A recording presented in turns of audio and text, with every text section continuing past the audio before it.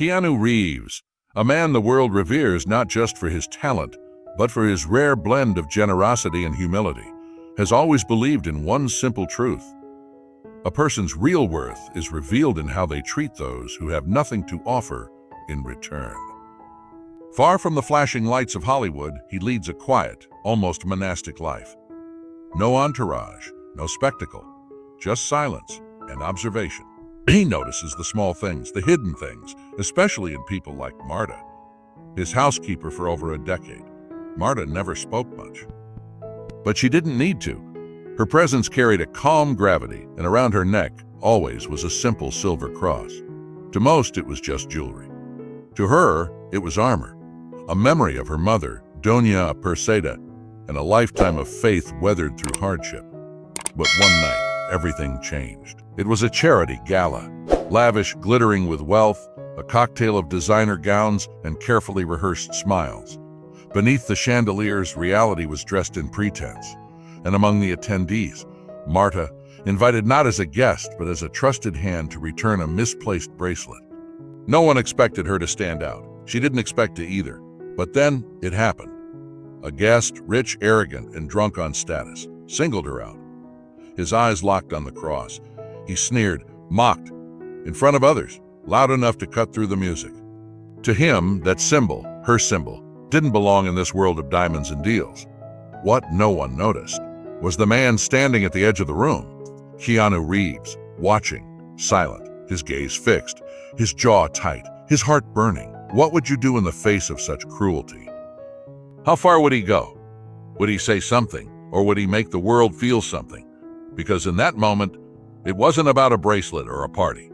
It was about something deeper, a reckoning, a quiet war between appearances and authenticity, between wealth and worth. And Keanu was ready. But to understand what happened next, you need to go back to 5:15 a.m. That's when it all began. In a modest brick home in East LA, an alarm clock rang just like it had every morning for 30 years. Marta stirred. Her first instinct, reach for her cross. Cold, familiar, steady, like her mother's voice reminding her to walk with dignity, no matter how heavy the burden. She had worked all her life, widowed, a mother of 3, back aching from decades of labor. Yet she moved with a quiet pride that couldn't be faked. That day, she was scheduled to clean the home of Keanu Reeves, a man who never once treated her as invisible. "A good morning, Doña Marta," he would say, handing her coffee, asking about her grandchildren. But this time, he had a special request. There's a charity event here tomorrow night.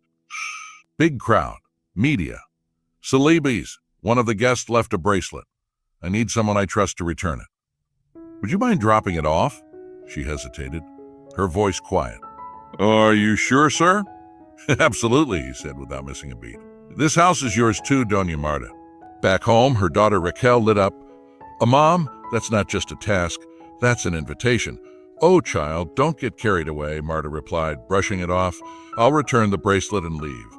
Nothing more, nothing more. But Raquel had other plans. A new outfit, a quick stop at the neighborhood salon, a moment of dignity prepared not for spectacle, but for self-respect. When the taxi dropped her off the next evening, Marta felt her nerves coil. Limousines lined the street, cameras flashed. Accents curled in the air like smoke. She whispered to herself, just deliver the bracelet and go, but the cross on her chest said otherwise. She stepped inside, heads turned, not with welcome, but with judgment. And then came the moment. In a grand lounge, dripping in opulence, a woman in red, flawless, diamond-studded, glanced at Marta's cross and let out a mocking laugh. That's brave, she said, her tone drenched in disdain. A few others laughed with her, just enough to echo, just enough to wound. Marta stood still. She didn't lower her eyes. She didn't run. She stood like her mother had taught her, shoulders back, spine straight. And then silence fell, because from the shadows, Keanu stepped forward. He said nothing. But his presence alone cut through the noise. He walked straight to Marta, took her hand, and turned to the crowd.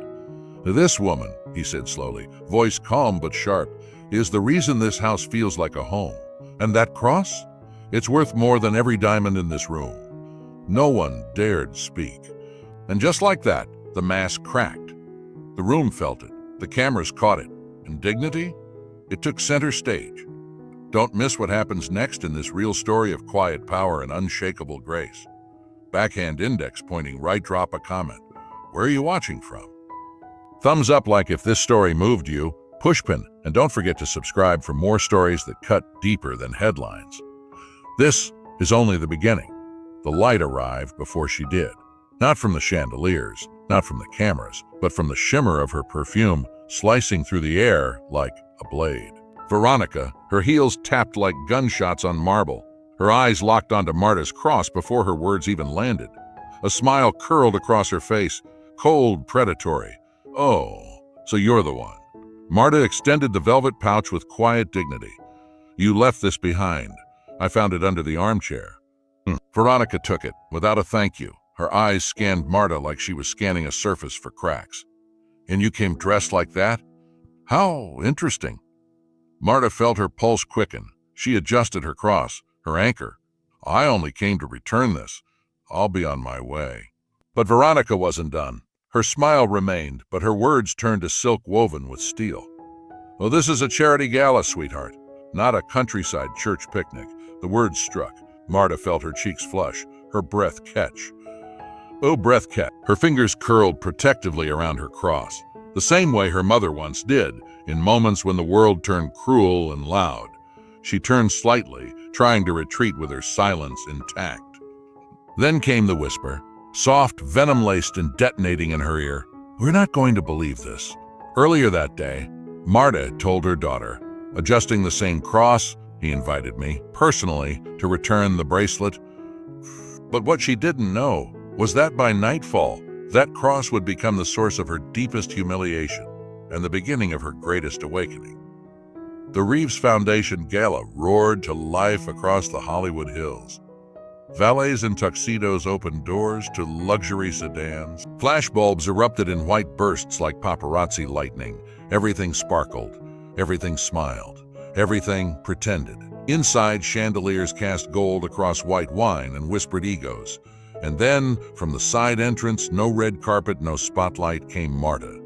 Her taxi stopped quietly. She stepped out slowly, smoothing the navy blue outfit she'd ironed that morning with care, not luxury. The cross on her chest gleamed subtly beneath the moonlight. A quiet rebellion in a world of borrowed diamonds. As she entered, a valet hesitated, unsure, judging, then stepped aside. And just like that, Marta stepped into the wolf's den, eyes everywhere, not of admiration, but of assessment. Her shoes, her bag, her presence, and above all, that cross. To some a curiosity, to others an offense. Marta clutched the velvet pouch tighter. She scanned the crowd for Veronica. As she moved forward, a woman in a pale gold dress intercepted her. Excuse me, are you with catering? Marta shook her head. Oh, no, I'm here to deliver something. The woman looked her over again with eyes that said, Then why are you here? She said nothing more, just turned and walked away. Marta exhaled and found her target, Veronica, laughing amid a sea of men in silk ties. But before Marta could speak, Veronica turned, eye contact. Then her eyes flicked down to the cross, and just for a moment, her smile cracked. Well, she said loudly, drawing the circle's attention. If it isn't the Holy Messenger herself. Marta kept her composure. She held out the pouch. Mr. Reeves asked me to return this personally. Veronica took it without emotion, looked at it like it was beneath her, then laughed. You know, I almost didn't recognize you without your mop and gloves. Soft laughter around them, some amused, some uncomfortable. No one intervened. Wasn't trying to... Marta began, but Veronica cut in. It's very brave showing up here like that. With that, she said, gesturing to the cross. Is it a statement? Or are you just lost? Marta stood still. Her heart pounded, but her eyes didn't waver. I only came to return the bracelet. That's all. Veronica stepped closer, circling her. This isn't a church revival, dear. And that, she pointed to the cross again, is a symbol of superstition, of small minds clinging to bedtime stories, more awkward laughter nearby. Some guests sipped their drinks faster. Still no one stepped in. Tell me, Veronica added, voice soft and sharp, that cross, family heirloom, or something from a dollar store on your way in? Marta looked down. the cross now warm from her own body. Her mother's voice echoed in her bones. Dignity is not for sale. Her throat tightened, but she would not cry. Not here, not for them. Veronica leaned in, breath perfumed and poisonous. People like you wear things like that because it's all you have. But it doesn't belong here. Marta's jaw clenched. Her eyes narrowed. And for the first time that night, she didn't feel shame. She felt fire. The question now isn't how Marta will respond. The question is, who's really out of place in this room? And someone powerful has been watching the whole time. Will he step in, or will he let the truth speak for itself? Then, with a smile as bright and hard as her earrings, Veronica turned her back on Marta, raised her glass high and said, "Cheers, everyone, to generosity." And knowing our place, soft laughter rippled through the group. Hesitant, polite, uncomfortable, but they laughed. Marta stood still.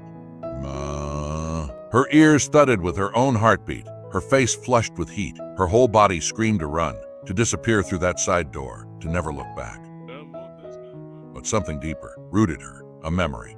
Her mother's voice, years of silent, unbreakable strength. She took one step back, then another. She was ready to vanish quietly, until footsteps, calm, heavy, measured. The laughter cut off like a wire snapped. Heads turned. At the top of the grand staircase, Keanu Reeves stood watching, and he had seen everything. Veronica's expression froze in place, then shifted into performative delight. "Keanu," she said with practiced charm. "I didn't see you up there." But he said nothing. Not yet. Marta stood frozen. She had been so close to leaving, so close to swallowing the hurt and walking away. But something in his stillness made her pause. His silence had weight. Then he moved. Step by step, Keanu descended the stairs. Slowly, deliberately, each footstep echoing across the marble like a metronome of reckoning. Every guest turned. Whispers sparked and then vanished. You could hear nothing but breath and beating hearts. Veronica flicked her hair back, standing taller, ready to spin. But as Keanu reached the last step, he finally spoke. "I saw everything." The words cut through the air like a clean blade. The room stiffened. Veronica gave a brittle laugh, brushing something invisible off her shoulder. "I saw what exactly?" But Keanu ignored her. "I saw the words you used, the way you looked at her, mocked her. I saw the way everyone else stood silent. Some of you laughed. Some of you pretended not to notice. And I saw someone who came here with kindness and left with disgrace." Marta's fingers trembled around the cross, her throat tight. She looked down. And then Keanu did something that sent a visible ripple through the crowd. He walked to her side without hesitation, took her hand, and looked at her, not like she was small or pitiable, but like she was the center of the universe. Then he turned back to the crowd. "We all want to talk about charity tonight," he said. "About generosity, compassion, giving." Veronica crossed her arms, eyes narrowing. "This is being blown out of proportion." Keanu's gaze turned to her, cool and unwavering. "Is it?" A long, uncomfortable silence. Veronica looked around, hoping for a laugh, a nod, a savior, but found nothing. Then Keanu's voice deepened. Not louder, just truer. "That cross she wears, it's not a necklace. It's a memory, a story, a legacy none of you took the time to know, but some of you found time to laugh at."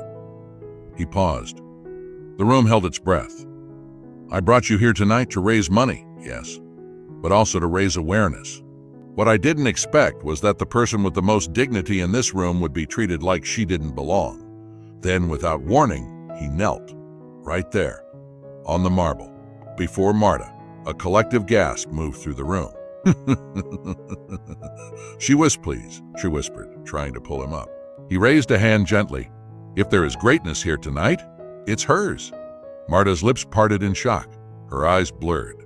100 feelings collided inside her: confusion, pride, disbelief, and a strange peace. Veronica's voice sliced through. "This is absurd. She's a cleaning lady." Keanu stood, slowly, calmly, then turned. "And what are you, Veronica?" Silence. True, deafening silence. She had no answer. Keanu stood beside Marta, his expression calm but filled with quiet fire. "This event," he said, voice steady, "was never meant to be about selfies or status. It was meant to be about people, about the stories behind the smiles, the pain behind the need, the hands that build the lives we all stand on." He gestured to Marta. She's not just someone who works here. She's someone who taught me what strength looks like when no one's watching. He faced the room, voice unwavering. She works so her grandchildren can go to school. She prays every morning. She wears that cross not for show, but for strength. And his eyes found Veronica's once more. And tonight, someone tried to take that from her. Not with violence, but with shame. And shame is the most dangerous theft of all. The room didn't move. No music, no champagne clinking, no soft murmurs. Just one truth, frothy and heavy and holy in the air. And in the next few seconds, Keanu would do something that would not only change the course of the gala, but change Marta's life forever. All Marta could do was stand still, eyes slightly lowered, still clutching the cross, still feeling the echo of what had just happened. But now the weight of the room had changed. It wasn't judgment she felt anymore. It was something new, something warm, respect.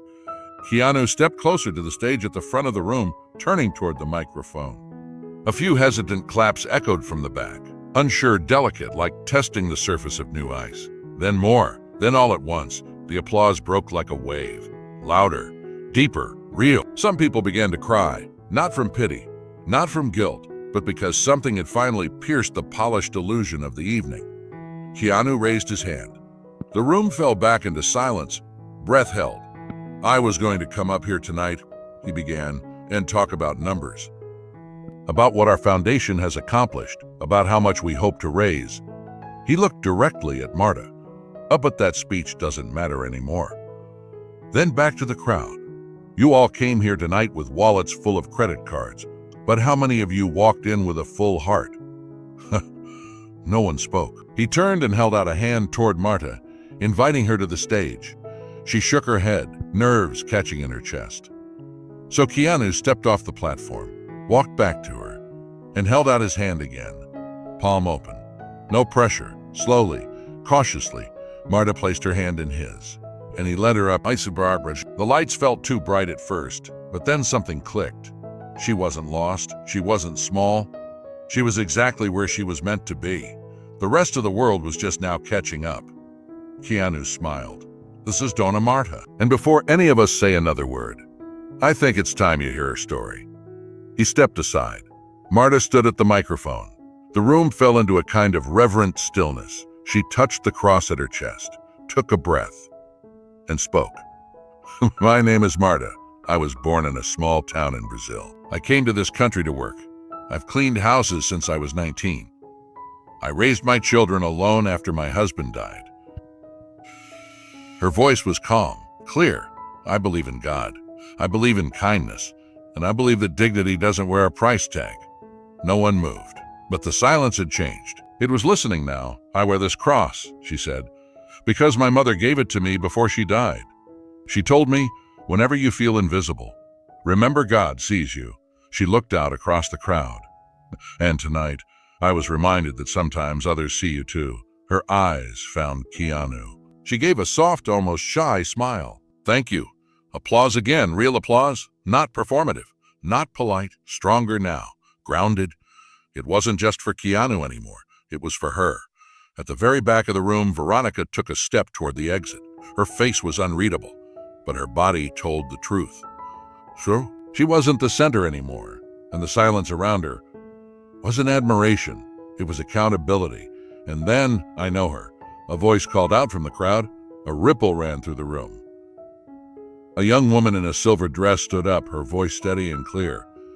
I know Veronica, and you all need to hear what she's been hiding. Gasps, whispers, heads turned. The woman stepped forward. My name is Clara. We grew up on the same street.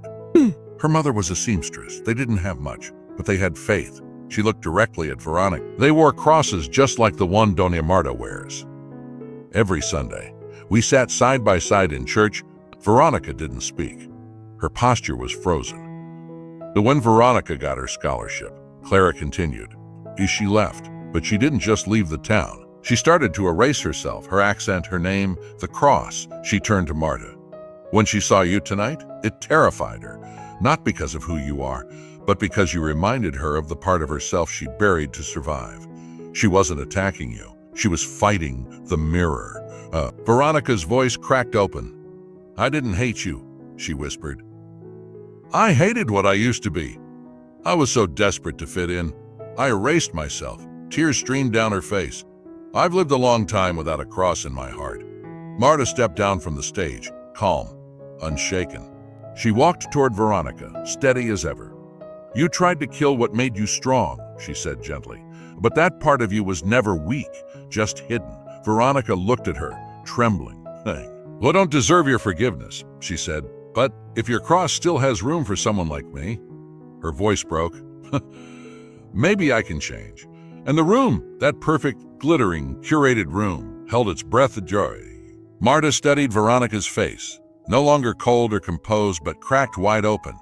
Then, gently, she reached out and took Veronica's trembling hands. A faith doesn't reject, Marta said softly. It welcomes. It doesn't punish, it restores. Veronica let out a quiet sob and collapsed into her arms. The room exhaled. A ripple of emotion passed through the guests, not just for Veronica, but for themselves, for the selves they'd lost, for the selves they once buried. Then Keanu stepped forward, in his hands, a small velvet box. I had this made to honor you, Dona Marta, he said. He opened it, graded it. Inside, a delicate white gold necklace, its charm a small emerald cross, glowing softly beneath the lights. A hush fell again. Then a soft gasp, not at the price, but at the meaning. He held it out to her. But Marta placed her hand over her chest, fingers touching the old, worn cross hanging there. This one's been with me all my life, she said gently. It might not shine like that, but it carries everything I am. Keanu smiled, eyes tender. It shines brighter than any gold I could give. He then turned and offered the necklace to Veronica. This isn't a prize, he said. It's a seed. Pass it on. When you meet someone who reminds you of who you were and who you still can be. Veronica took it slowly, holding it to her chest. No words, just breath, just presence. Marta looked at her and whispered, It's not the shine that matters, it's the truth behind it.